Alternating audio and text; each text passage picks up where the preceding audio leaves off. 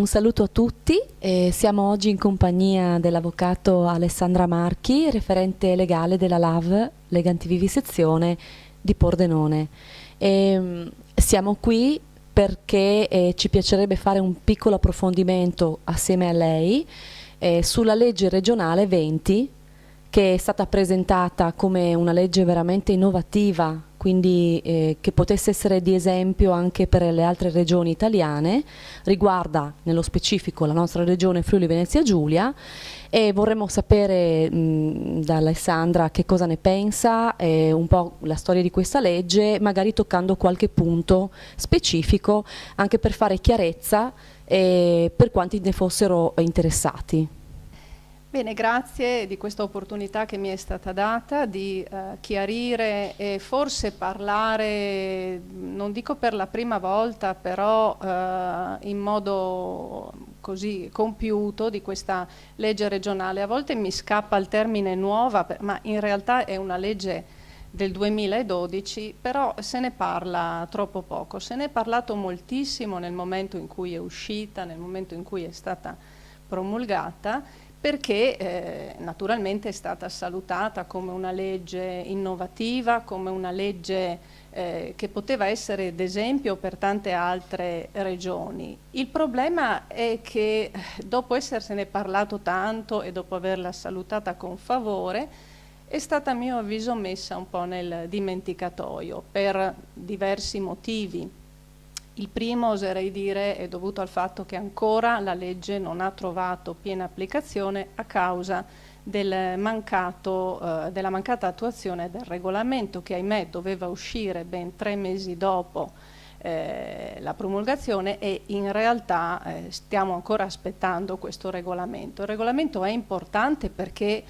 va a specificare, a dettagliare e a rendere attuative ed efficaci delle disposizioni che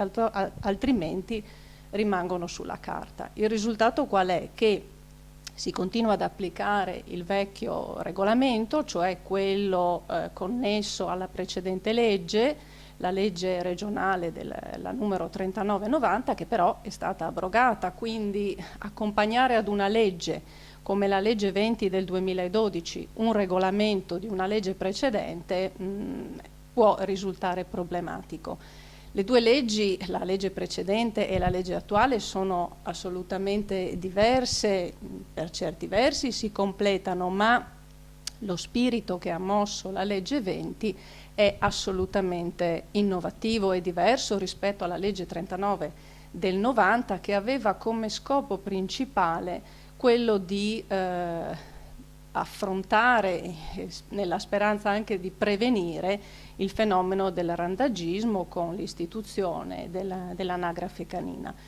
Ora, dopo anni ormai di vigenza di questa legge, il problema non è più soltanto quello del randagismo e si è fatto un passo avanti, ci si è concentrati su quello che è il benessere animale, perché infatti la legge proprio si intitola Norme per il benessere e la tutela degli animali d'affezione. Quindi si introduce proprio a livello terminologico il concetto di benessere animale che da sempre chi si occupa di questo tema ha cercato di portare all'attenzione, di sensibilizzare, ma mai in modo così importante e specifico. E finalmente si ha un riconoscimento testuale, normativo, a livello di regolamenti comunali, a livello di legge proprio, di quello che è il riconoscimento della natura degli animali quali esseri senzienti, cosa che si leggeva assolutamente nelle sentenze anche della Cassazione a proposito dei reati penali di maltrattamento, ma dal punto di vista della normativa che riguarda il benessere e la tutela degli animali d'affezione è un concetto che entra, oserei dire, per la prima volta. Si specifica naturalmente tra quelle che sono le finalità della legge quella di condannare, oltre naturalmente al maltrattamento e all'abbandono, anche l'introduzione illecita o clandestina di animali d'affezione. Questo è un grosso problema È un grosso problema anche nella nostra regione e oserei dire soprattutto nella nostra regione quale regione di confine, che vede frequentissimi i fenomeni di introduzione illecita di cuccioli di cane e con sicuramente delle attività da parte delle forze dell'ordine mirate alla repressione di questo fenomeno e anche all'affrontare il recupero di tutti quei poveri cuccioli che subiscono questi trasporti incredibili e questo ingresso illecito in Italia. Occorrerebbe, a mio parere, accanto alla previsione naturalmente della prevenzione di questo fenomeno e della repressione, anche una maggior sensibilizzazione, e questo la legge lo propone, cioè perché questa legge regionale, vedremo, si fa carico anche di sensibilizzare attraverso dei corsi, attraverso delle campagne informative la cittadinanza su alcune problematiche. Una di queste potrebbe essere proprio quella di sensibilizzare le persone all'adozione di animali e non tanto all'acquisto di cuccioli che sono di sospetta provenienza e spesso volentieri sono animali che non hanno subito tutto ciò che è necessario per, tra virgolette, essere in regola, quindi sono animali, sono cuccioli portati via dalla madre molto presto, non vaccinati, spesso sono animali ammalati che poi a causa del trasporto peggiorano le loro condizioni e conseguentemente quando arrivano in Italia e vengono ceduti, naturalmente sono animali che spesso sono destinati o a morire o a vivere una vita di malattie o che altro. Allora, la legge regionale 20 del 2012 si preoccupa per la prima volta di andare a definire dei concetti che fino ad oggi erano concetti, oserei dire, comuni, ma non chiari, non ben definiti. Infatti esiste proprio la definizione di che cosa si debba intendere per animali d'affezione, il concetto di chi è il detentore, che altro non è il proprietario del cane o dell'animale d'affezione, che cosa debba intendersi per allevamento di cani e di gatti per attività commerciali, che cosa debba intendersi per commercio di animali d'affezione e per la prima volta un'attenzione particolare al mondo dei felini e quindi alla definizione di colonia felina, oasi felina, gattile e struttura di ricovero e custodia. A quest'ultimo proposito, come dicevo, attenzione per il mondo dei felini è sicuramente un'importante novità, perché per la prima volta viene dato riconoscimento giuridico ad una figura che tradizionalmente viene chiamata gattara o gattaro, viene dato un riconoscimento giuridico a persone che, come appunto le gattare, volontarie naturalmente, si occupano di gestire, curare, custodire e fare tutto quello che serve per il controllo delle nascite nell'ambito delle colonie feline. Magari approfondiremo poi meglio di che cosa si tratta, però anche questo è un importante elemento di novità. Dicevamo che un intero capo di questa legge è dedicato alla tutela del benessere degli animali d'affezione e, come dicevo all'inizio, il concetto di benessere trova una definizione in via diciamo incidentale quando la legge specifica chi è il detentore di un animale d'affezione. Quando si parla di detentore si dice ogni soggetto giuridico che a qualunque titolo è responsabile in ordine alla custodia e al benessere dell'animale di affezione, provvedendo alla sua sistemazione, a fornirgli adeguate cure e attenzioni, tenendo conto dei suoi bisogni fisiologici ed etologici, secondo l'età, il sesso, la specie e la razza dell'animale. Quindi, nonostante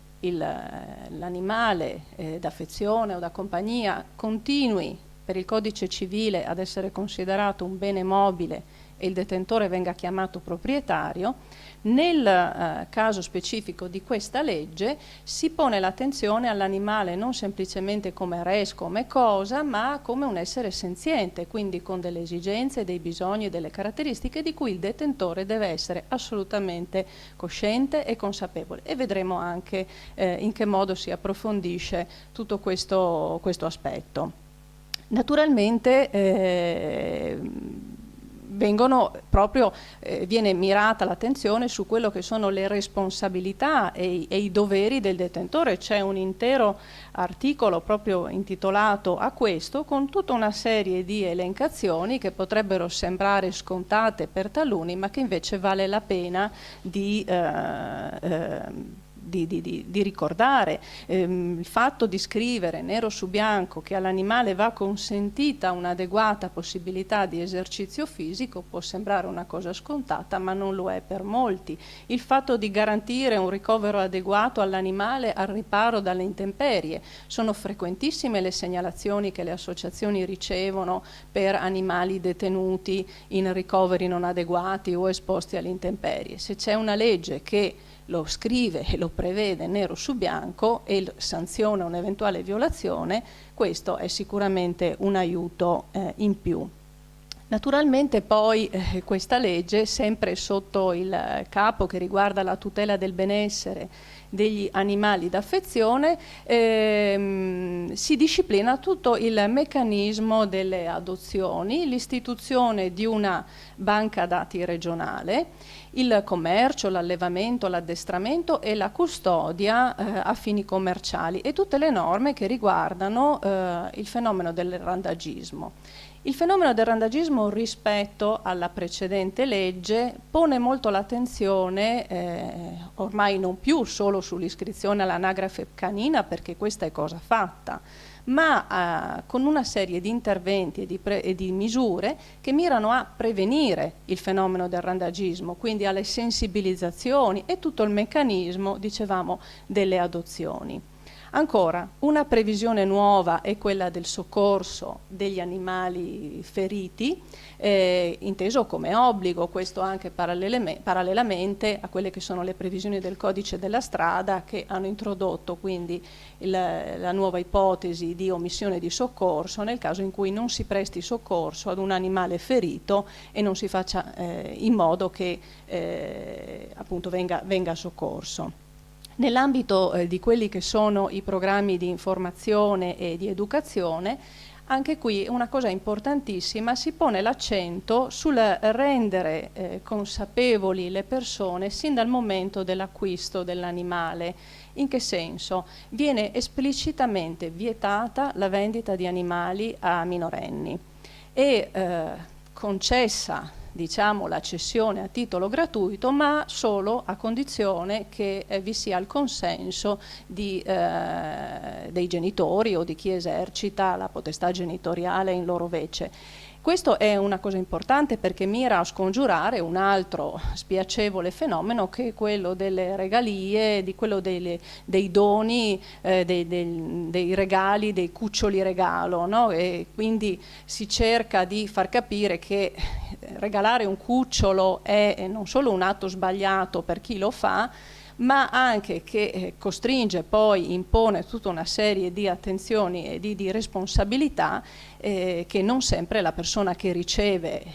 questo dono è in grado di portare avanti. E spesso e volentieri questi cani, una volta divenuti cani o gatti, una volta divenuti adulti, spesso vengono abbandonati o la persona non è più in grado di occuparsene. E quindi è un aspetto molto importante. Anche per questo si prevede che vi siano tutta una serie di interventi, di campagne volte a sensibilizzare dunque un acquisto responsabile dell'animale. Ancora, sempre nell'ottica di questa finalità, si vieta per esempio di regalare gli animali come premi alle feste o omaggiarli in altre ricorrenze, che sembrava una cosa impossibile e invece è stata prevista normativamente. E veniamo a un punto che a mio avviso è un punto importantissimo ed è quello che sta facendo un pochino più discutere in merito all'applicazione di questa legge. È stata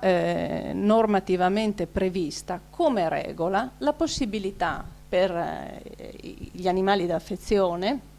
i cani, di accedere negli esercizi pubblici e commerciali, nei locali e negli uffici aperti al pubblico, nonché ai giardini, parchi ed opere pubbliche. Quando è uscita questa legge è stata salutata questa norma come una cosa assolutamente innovativa, perché, come dicevo prima, poneva la regola dell'accesso senza limiti e il divieto di accesso come una cosa residuale, come una cosa in via d'eccezione. Il problema è che di fatto non si capisce bene come si stia applicando questo tipo di norma, e per capire se lo si sta facendo in modo corretto o meno, a mio parere, occorre partire da quelle che sono proprio le finalità di questa legge. Allora, dicevo che questa possibilità di accedere illimitatamente negli esercizi pubblici, nei parchi e giardini, è una possibilità che viene normata sotto il capo appunto che riguarda il benessere degli animali. Quindi significa che se io prevedo questa ipotesi nell'ambito di quella che è il capo specifico della tutela e del benessere degli animali, è evidente che ritengo che questa cosa abbia a che fare con il benessere degli animali. Ora, che cosa succede? Se io vado a limitare questa cosa, significa che vado chiaramente ad incidere sul benessere degli animali. Ma come posso io limitare questa cosa? La legge purtroppo lo prevede, perché se il titolare di un locale pubblico o il responsabile di parchi, giardini o altre strutture dove i cani potrebbero entrare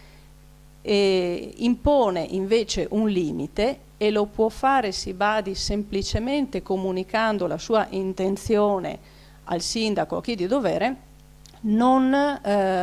succede assolutamente niente e ritornano nuovamente in vigore tutti quei limiti che invece la legge voleva proprio evitare. La cosa paradossale è che questa comunicazione che il titolare, l'esercente, il locale o il responsabile o chi che sia fa è una mera comunicazione non motivata. E questo è stato specificato addirittura da una circolare della Regione che appunto dava le modalità per poter reintrodurre questo divieto. Diciamo che allo Stato, quindi la situazione è questa: c'è una legge che prevede il libero accesso, ma con la possibilità di limitarlo con una semplice comunicazione non motivata. Ora, a mio parere, questa comunicazione non motivata, oltre che essere illogica, perché non capisco perché quando vi sia una comunicazione con una pubblica amministrazione e che quindi in qualche modo possa essere considerato un atto amministrativo, questo atto amministrativo non debba essere motivato. La situazione quale potrebbe essere? Che io domani mattina entro con il mio cane in un locale che ha la dicitura vietato per il semplice fatto di aver comunicato al sindaco l'intenzione di vietare l'ingresso al cane, io vengo sanzionato, posso impugnare questa sanzione ritenendo che essa si fonda su una serie di atti illegittimi ed in particolare la comunicazione non motivata. Non si specifica assolutamente perché io non possa entrare in quell'esercizio con il mio cane, e questa è una violazione di legge, è un eccesso di potere, è comunque una mancata trasparenza e conoscenza e conoscibilità di quello che viene a diventare un atto amministrativo. La cosa poi sotto il profilo diciamo rispetto a quelle che sono le finalità della legge è ancor più paradossale, perché noi abbiamo una legge che incentiva le adozioni, prevede addirittura che possano essere dati dei contributi per adottare un cane, addirittura c'è l'articolo 12 che inserisce una rubrica intitolata Adotta un amico nella banca dati regionale. Allora io mi domando, ma una legge che incentiva l'adozione, che spinge le persone a prendersi un cane, a prendersi cura di un cane da un lato e dall'altro gli rende la vita impossibile. Questo è una contraddizione in termini. Allora perché da un lato mi chiedi di portare a passeggiare il mio cane, di portarlo a sgambare, di fargli fare un adeguato esercizio fisico e dall'altro non mi consenti di farlo perché io non posso accedere praticamente da nessuna parte, perché se tutti quanti mandano un fax, una mail al sindaco dicendo io lì non voglio i cani, è evidente che io non posso andare da nessuna parte. In centro mi sarà vietato di circolare con il mio cane, nei parchi mi sarà vietato di circolare con il mio cane e conseguentemente io mi trovo costretta durante il giorno a tenere il mio cane in casa o a fare chilometri per potergli fare quell'adeguato esercizio fisico di cui tanto parla la legge. Naturalmente questo non significa che il detentore, quando porta a spasso il cane, si dimentichi che esistono delle norme da rispettare, del buon vivere civile, il pulire le deiezioni del proprio cane, il tenerlo al guinzaglio, mettergli la museruola quando serve, quando è imposto, eccetera. Ma trovo veramente paradossale che non si sia arrivati a risolvere questo problema. Quindi io spero e mi auguro che la Regione riprenda un po' in mano questa norma e specifichi anche eventualmente con un'altra circolare come ha fatto, perché le circolari possono essere anche più di una e una può andare anche a modificare o a sostituire un'altra, che quantomeno la comunicazione di voler impedire l'accesso di un cane in un esercizio pubblico venga almeno adeguatamente motivata, lasciando quindi spazio anche al sindaco eventualmente di accogliere o meno quella che è una richiesta, non una comunicazione, perché questo è il nocciolo del problema, no? Altrimenti arbitrariamente io vado a derogare con una semplice comunicazione ad una previsione di legge e questo non sta in piedi. Io credo che si sia trattato, e me lo auguro, di una svista, quella di non aver aggiunto la parola motivata, come succede qualche volta, però la svista sta costando cara, quindi allo Stato non c'è ancora nulla di chiaro, i cartelli nei parchi e nei giardini continuano a essere quelli vecchi, obsoleti, stampati e predisposti ai sensi della vecchia normativa, quindi il Comune, io credo che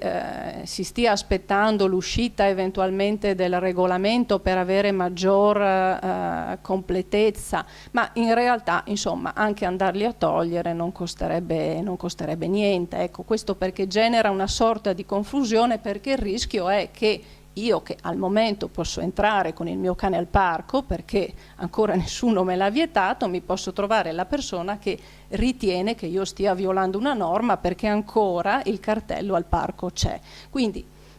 sarebbe ora di cercare di affrontare questo problema e non lasciarsi fermare da quella che è l'incertezza della legge. La legge è molto chiara e quindi cerchiamo di interpretarla in tal senso, ma soprattutto di andare a vedere qual è lo spirito della legge, una libertà di accedere dei cani e dei loro proprietari ovunque, perché inserita sotto il titolo del benessere degli animali, quindi, e non di altre norme. Quindi questo è una cosa che comunque farà molto discutere. Dicevo, un'altra cosa nuova assolutamente è quella che riguarda l'andare un pochino ad occuparsi di quello che è il mondo dei felini. Perché è importante? Perché quando si parla di randagismo, normalmente si è soliti portare subito l'attenzione sul cane, sul fenomeno del randagismo legato al cane, perché se guardiamo anche i servizi televisivi o che altro, quando si parla di randagismo ti fanno vedere queste immagini di questi cani che girano per le strade, ma ci si dimentica che è randagismo anche quello legato ai gatti, quindi legato ai felini. Però c'è in qualche modo un'erronea convinzione, cioè che il gatto, in relazione a quella che è la sua indole come animale maggiormente autonomo, possa anche arrangiarsi, e quindi il fenomeno del randagismo felino passa in qualche modo in secondo piano. In realtà la legge parte da un diverso approccio, nel senso che mentre per il randagismo legato ai cani l'intervento che è previsto è quello di andare incontro al cane, di prendere il cane e portarlo in una struttura e quindi mettere in atto tutta una serie di meccanismi che la legge prevede. Nel caso del gatto l'approccio è diverso, perché il gatto è vero che ha un'altra indole, ma non può essere trasportato, cioè tenere rinchiuso un gatto pensando di affrontare in questo modo il fenomeno del randagismo non porta a niente. Quindi l'intervento che il comune, naturalmente in collaborazione con le associazioni eccetera, deve porre è quello di andare ad affrontare il fenomeno del randagismo dei gatti in loco, cioè cercando di risolvere il problema di quelle che sono le colonie feline, tutelandole e disciplinandole, no? Quindi sotto la dicitura proprio tutela dei gatti liberi, e quindi l'aggettivo liberi lo dice chiaramente, disciplina per la prima volta, quindi in modo compiuto, tutto quello che riguarda la vita dei felini. Ecco allora che ci sono le norme sul censimento delle colonie feline, sulla loro cura e gestione e sul, come dicevo all'inizio, tanto aspettato riconoscimento giuridico proprio della figura del gattaro o della gattara, che prendono il nome di referente di colonia, i quali possono per la prima volta essere dotati di un tesserino di riconoscimento che dia loro anche la possibilità di qualificarsi con un documento, un tesserino nel quale viene riconosciuto il ruolo che ha, il tipo di la colonia della quale si sta occupando, quindi dando una veste giuridica ma di regolarità e di riconoscimento e di riconoscenza per quello che questi volontari fanno sul territorio, quindi senza essere più, speriamo, oggetto di accuse o di minacce di vario tipo. E naturalmente il rilascio di un tesserino comporta anche che vi sia un controllo da parte dell'amministrazione comunale nel come questi referenti di colonia svolgono il loro lavoro, cioè se si occupano, come debbono occuparsi della colonia felina, se procedono alle sterilizzazioni, se mantengono i siti dove vi sono le colonie feline puliti e in ordine, perché spesso e volentieri le principali accuse che vengono mosse sono quelle di lordare i suoli pubblici eccetera, ma in realtà possono essere fenomeni marginali, ma onde evitare che non si faccia di tutta un'erba un fascio, si cerca proprio di regolamentare il tutto. Naturalmente si prende in considerazione che la colonia felina, e si badi che quando si parla di colonia felina la legge nel definirla parla di 2 o più gatti che vivono in libertà, quindi una colonia felina può essere formata anche da 2 soli gatti, quindi non è necessario che vi sia un gruppo molto numeroso di gatti. Dicevo appunto che la colonia felina è un'entità, se vogliamo, che non può essere toccata e tantomeno trasportata in altro sito, a meno che il sindaco non ritenga, per delle gravi e comprovate ragioni, che possa essere spostato in un altro sito, ma la legge dice che il sito deve essere un'oasi felina, quindi fino a quando nel nostro territorio, in regione non mi pare che ve ne siano tante di oasi feline, fino a quando nel nostro territorio non si darà corso alla previsione dell'oasi felina, le colonie feline devono essere lasciate dove sono e in presenza di gravi e comprovati motivi che le ritengano inidonee ad occupare quel territorio, il sindaco dovrà agire tenendo conto che fin quando non c'è l'oasi felina dovrà trovare una soluzione, ma è una soluzione che deve trovare e non può esonerarsi. Dicevamo poi che la legge ha in qualche modo precisato qualcosa sull'anagrafe canina, perché l'anagrafe canina, sempre nell'ambito del fenomeno del randagismo naturalmente, che era stata istituita con la legge del 39-90, naturalmente aveva bisogno di alcune precisazioni. E una di queste è data appunto dalla banca dati regionali dell'anagrafe canina e anche dall'adozione di un manuale operativo. Ancora il meccanismo non è partito al 100%, ma insomma auspichiamo che sempre con l'entrata in vigore di questo benedetto regolamento il tutto possa partire compiutamente. La cosa nuova che ha previsto questa legge è che l'iscrizione all'anagrafe canina vada fatta ora entro 60 giorni dalla nascita, diciamo, dell'animale e vada fatta da parte del detentore della cosiddetta fattrice, cioè della madre dell'animale, e non più dalla persona che prende l'animale o cessionaria dell'animale. E vi è inoltre la previsione dell'istituzione, sempre all'interno di questa banca dati regionale, di quella che è la possibilità di iscrivere all'anagrafe canina anche animali diversi dai cani. Mi vengono in mente, non so se sbaglio, i furetti per esempio, che allo Stato non vengono iscritti, non vengono nemmeno considerati, ma sovente c'è anche il fenomeno dell'abbandono di questi animali. Però per questo tipo di animali d'affezione diversi dai cani l'iscrizione è volontaria, diventa obbligatoria solamente se si ha intenzione di trasportare l'animale fuori dal territorio. Questa legge poi naturalmente alla fine, come faceva la legge 39-90, prevede tutto un sistema di sanzioni e disciplina bene quelli che sono i contributi che devono essere dati alle associazioni. Esiste in regione un apposito registro dove possono essere iscritte le associazioni che ne facciano richiesta, che naturalmente devono essere quelle associazioni che hanno come fine la tutela del benessere animale, la tutela degli animali e quant'altro, ai sensi naturalmente di questa legge regionale. Scompare per fortuna da questa legge la previsione di una collaborazione con le associazioni venatorie per la prevenzione del fenomeno del randagismo, che francamente mi domandavo, quando leggevo la legge del 39 e del 90, che tipo di collaborazione potessero offrire le associazioni venatorie nella prevenzione del randagismo, se non una collaborazione con il solito modo di collaborare che possono offrire le associazioni venatorie, che per fortuna insomma non c'è più questo tipo di collaborazione. Quindi direi che in base quindi a una carrellata piuttosto veloce di quelle che sono le principali novità di questa legge, dimenticavo anche di dire per esempio che vi è un capo che riguarda proprio anche gli animali cosiddetti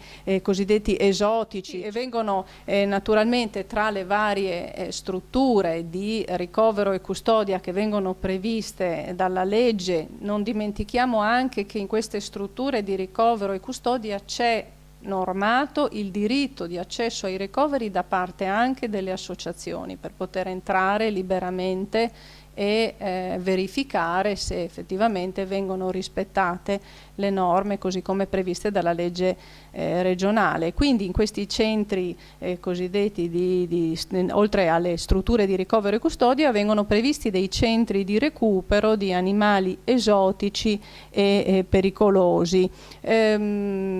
Quindi diciamo che ci si spinge oltre a quelli che possono essere gli animali di affezione e di compagnia, ma credo che quindi queste norme vadano sicuramente integrate con le altre leggi vigenti. Quindi il bilancio e il giudizio che si può dare di questa legge è positivo per quanto riguarda i principi, le enunciazioni, ma ancora gli scogli da superare sono tanti, però ripeto, occorre avere anche il coraggio di rimediare a degli errori che eventualmente sono contenuti in questa legge, affinché questa non rimanga lettera morta, perché è inutile che venga presa ad esempio da altre regioni o da altre realtà se poi presenta già delle criticità che al momento non vengono superate. E poi ahimè bisognerebbe